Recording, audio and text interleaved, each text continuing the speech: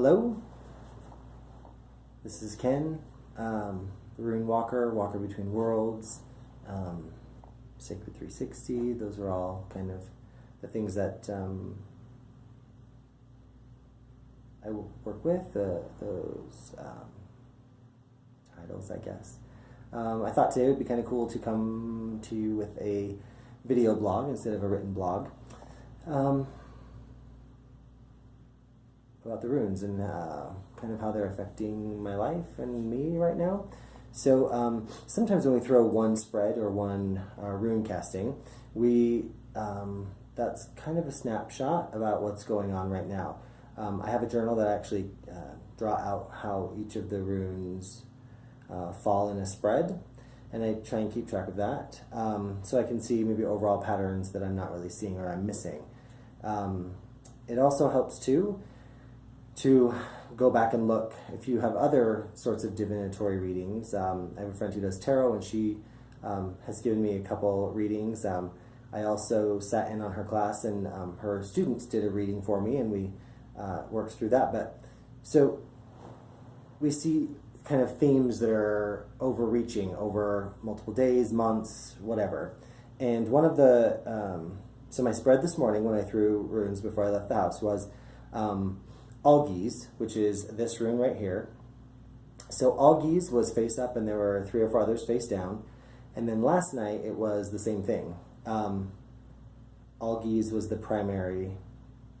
And so normally when that comes up for someone in a reading that I'm doing, the first thing that usually comes to my mind, I shouldn't say that.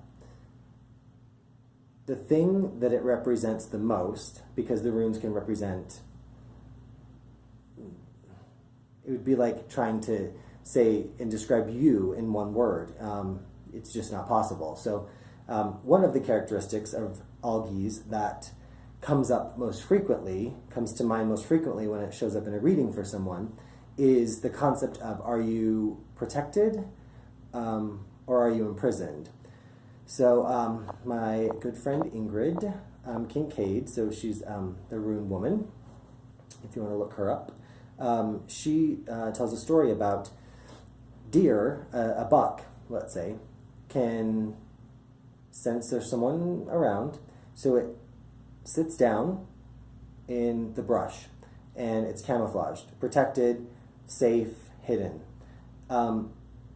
If it doesn't move, it will starve to death, it will die. So in this way, usually most people are afraid to stand up and take the next step or take the next move.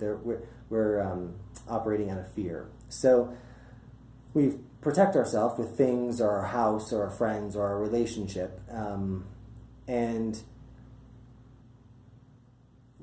it becomes our prison. So most often in readings, that's kind of how it shows up, one of the characteristics of it. And for me, because it's been showing up, that's exactly what it has meant. And it's meant that I've lived a little too long in my little protected life that I've made, in my little protected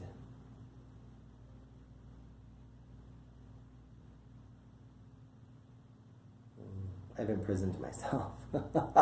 So now that just corresponds and correlates with readings I've had from my friend who's a psychic medium, my friend who is a Reiki and unicorn energy healer, my friend's a tarot reader. So it's time to stand up and get out of being protected or imprisoned, out of being imprisoned, and just get up and move. So Algiz at this moment, recently, right now in my life, is that. So hopefully that gives you some insight into Algiz a little bit. Also, keep track of the runes that show up for you, and kind of see if there are ones that show up more often than not, and meditate on those and see kind of what that means to you and what that who is showing up for you, which of the runes are showing up for you, which of your ancestors, which of the gods, which of the giants, which of the land wights, whomever you work with, they're there and they're ready and wanting to work with us. So we just have to be wanting to work with them. Yeah. So that was our first installment of SIP and Sacred 360, but without a sip. So, and the 60 really applies now because it's 6 minutes.